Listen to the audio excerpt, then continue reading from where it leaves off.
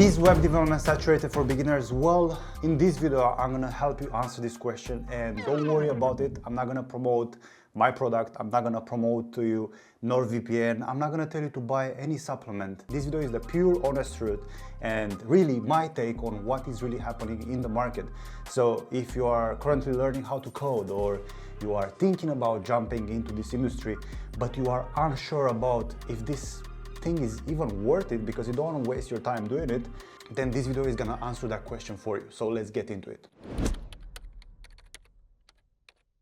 So just like you, I've been researching Reddit, I've been reading comments on YouTube, and I'm trying to keep a pulse on the market just so I can understand what is the overall perception of the public over this industry. And it's quite negative. Last year we had, 100, 200,000 layoffs. I don't know the exact number. Wherever you look on the internet, people kind of assume that all the people that got laid off last year, let's just assume a number, right? 100,000 people. Everyone assumes that everyone who got laid off last year was a web developer. In fact, out of all the people that got laid off last year, only 19% of them were developers.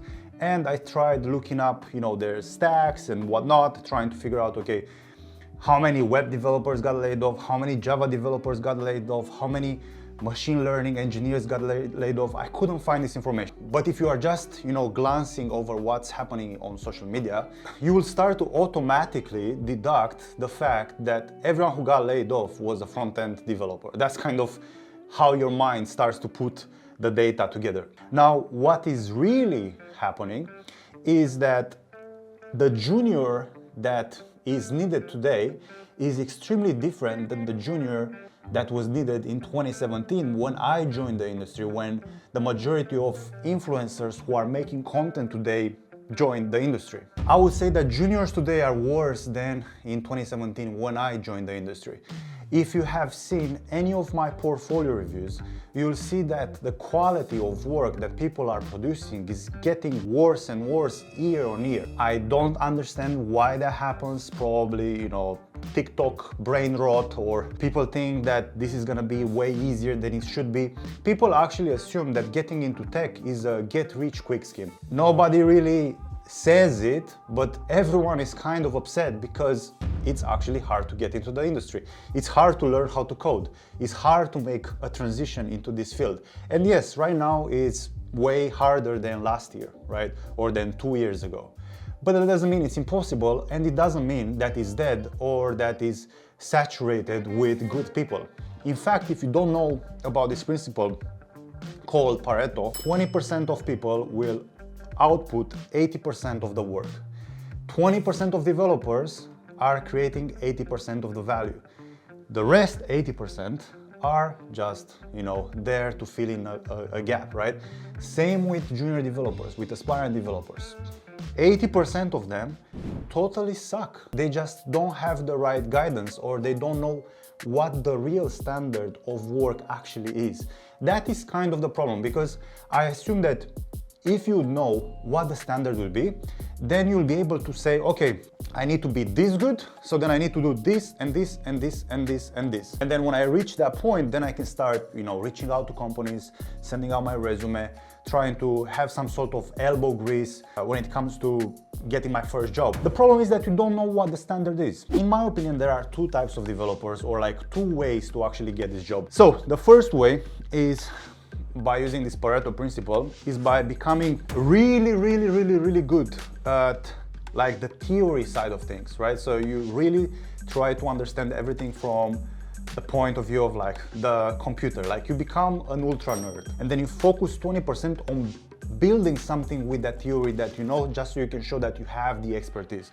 But if you choose this way, you need to be really good at your shit. The second way, which is what I think you should do if you do not have a background in computer science, or if you do not plan to go to university to get a degree and whatnot, is to become 80% a product developer. So spend all your time building a product that solves your problem or someone else's problem, and then 20% should be focused on learning the theory, really knowing your basics. It's absolutely unbelievable how people forget that the basics will take them really far. I In my program, and I am not trying to pitch you here, we have like 4 interview prep calls per week. And in those interview prep calls, all we do is we ask the basics. Things like, what is scope? What is a closure? What is a React component? What is the virtual DOM? Like the basic stuff.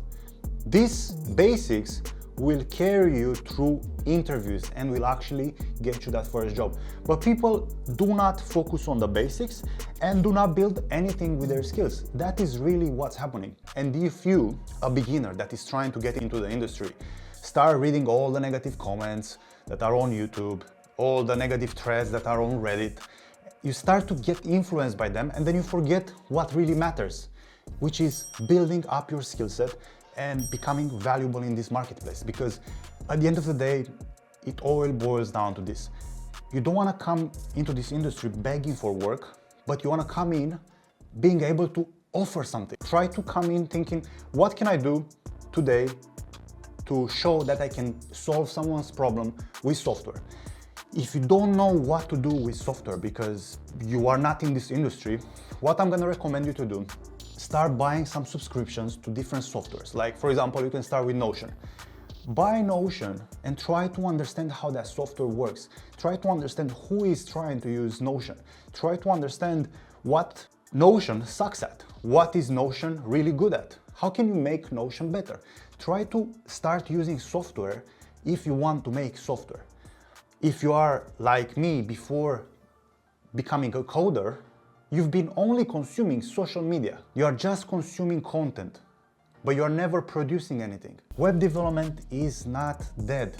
Web development is not saturated. And I might sound like, a fake guru. I understand that because I'm selling a program for people who want to learn how to code. I'm gonna ask you a few questions. Are people going to use internet in the next 10 to 20 years? Probably yes.